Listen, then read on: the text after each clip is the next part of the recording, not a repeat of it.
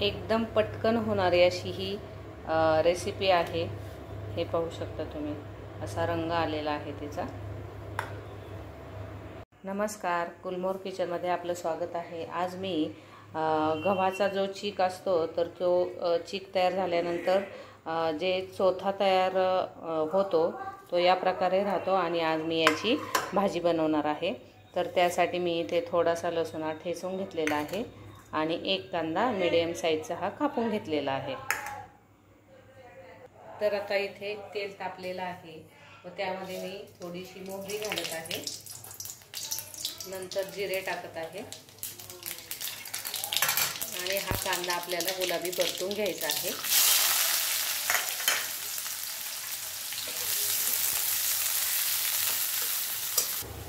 लसूण टाकायचा आहे,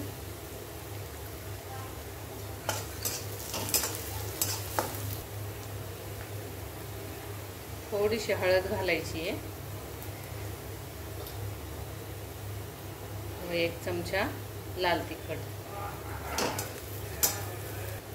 कुरडया आपण वर्षातून एकदाच बनवतो, त्यामुळे वर्षातून एकदाच ही भाजी बनवली जाते।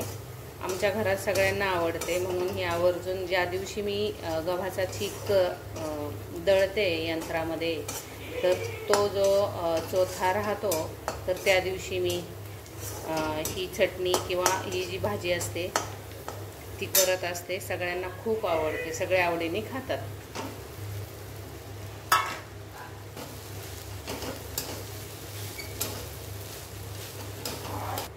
चवीला ही थोडीशी आंबूस लागते, पण खूप छान लागते। करून पहा एकदा। ही रेसिपी आवडली तर लाईक, सबस्क्राईब आणि कमेंट करायला विसरू नका। आता यामध्ये मी मीठ घालणार आहे।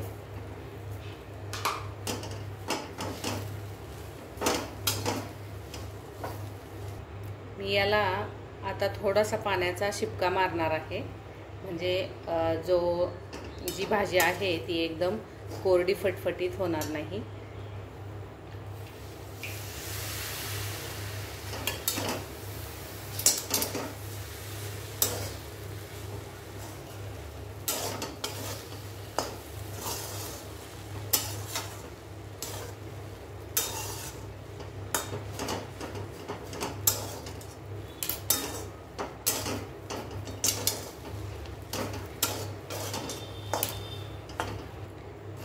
पहा, इथे आता ही भाजी आपली तयार झालेली आहे।